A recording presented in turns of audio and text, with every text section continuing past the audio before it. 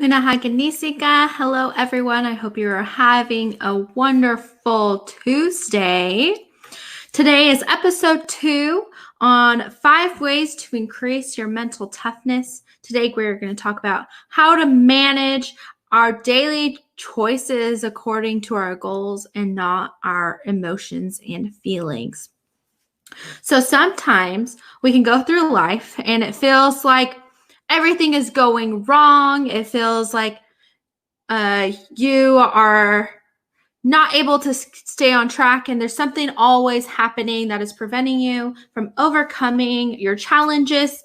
So it could be even like you are headed to the store and your children throw up in the car, or you're constantly fighting with your children and everything is just so overwhelming.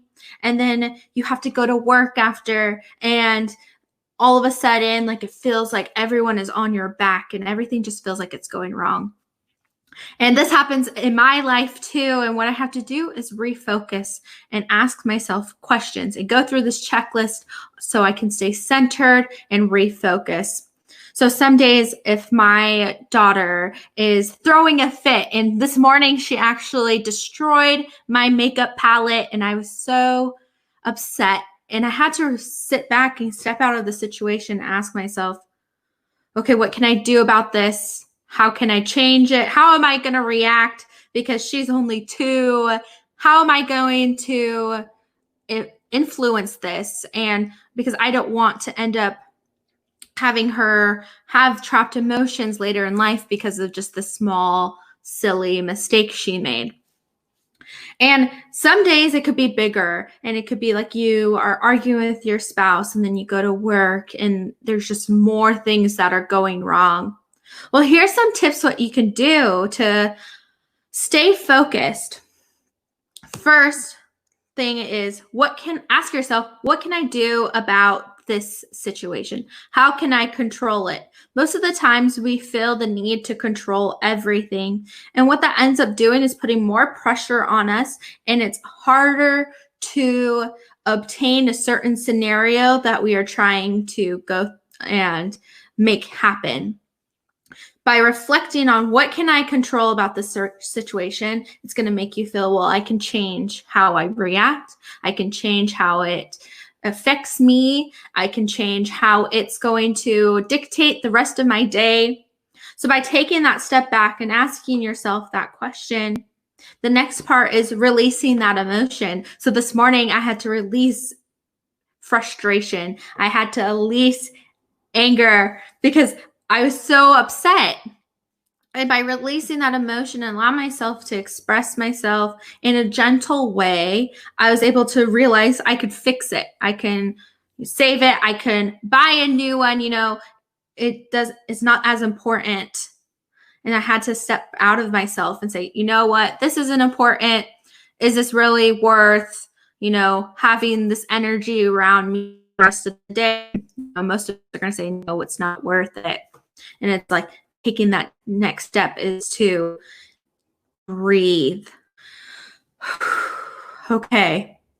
By breathing through frustrating times and trialing events, you allow that oxygen to flow into the brain, which is going to allow you to think clearly. You're going to be able to feel what you're feeling, but then you're also going to be able to take a second and see what you can do. And then it will allow you to center yourself. Another technique is tapping. So if you get a heated argument with someone in that morning, then what you can do is, if you feel it in your chest, you just tap on it. If you feel it in your head and you feel this pressure, you can tap on your head. Those are my 2 points that I will do just to help myself release as I'm doing this deep breathing. Holding 10 seconds of breath and releasing, and then doing it again until I feel calm. Another thing that I do is, if I can't get out of that mindset, I'm still angry, I'm still frustrated, I still feel the need to control the situation, then I'll listen to sound bowl meditation. It can even be listening to it for 2 minutes. It can be listening it to for a minute. It can be for 5 minutes. And what this will do is help you center and regroup yourself. You'll be able to think clearer. You'll be able to reset your attention for the day. And the last thing is just to recenter and refocus. So at the beginning of my day, I always write my goals. So I have 3 goals for the year, and I write down how I'm going to achieve them monthly, and I'm going to achieve them daily. So whatever that might look for you, it could be losing weight. It can be an amount of money that you want to make. It can be just wanting to spend more time with your family or getting that job promotion. Whatever that might look like, set your goals on top of it. How do you feel by making that daily effort towards it? And what that's going to do is help you regroup, recenter, and you'll think about, okay, what am I doing today to take that initial intention?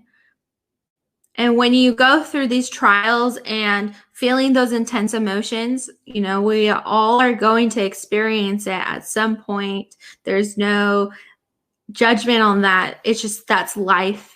But it's how we react to that change. It's how we react to those frustrating moments is how it's going to influence us for the rest of the day. And so by setting a goal and an intention, it's going to be faster for you to get back on track. You acknowledge what you're feeling, you're acknowledging the situation, but it's asking that question, am I going to allow myself to be angry for the rest of the day? Am I getting in my own way of joy? Am I going to allow this to get in that way? And most of us are going to say, we don't want to feel angry for the rest of the day. I don't want to feel this way all day long. It's going to affect my relationships. It's going to affect how I view my day. And we want to get past that so we can stay on track with our goals, and instead of going with what our feelings are. You know, if a doctor had an event in the morning with his wife, and all of a sudden he doesn't want to do a surgery for you, well, how would you feel? You wouldn't like that. You wouldn't want, you know, that to affect you. You want them to be their best. You want them to show up for you. So why aren't you doing that for yourself? Why are you not allowing yourself in that moment to show up for yourself and say, you know what? I give up this control. I see there's something I could do about this. There's something that I can't do about it. And the number one thing you can do is change how you're viewing the situation. Step out of the situation. Say, okay, I acknowledge what's going on. I'm going to let go. I'm going to move forward. I'm going to get back on track, and you're going to feel so much better. I know when I take this next step of allowing myself to feel my emotions and taking that reflection of what can I do about this situation, I can now go forward in my day. I don't hold on to it. I don't hold the grudge. I don't keep that on my shoulders. I'm able to just let it go, release, move forward. So I hope you guys enjoyed this video and you learned something from this. Go ahead and comment below one thing that you took out of this video. And I can't wait to share day 3 with you tomorrow. So make sure you are subscribed and that you will get the notification for when I go live tomorrow. I hope you all have a wonderful rest of your evening, and I'll see you tomorrow.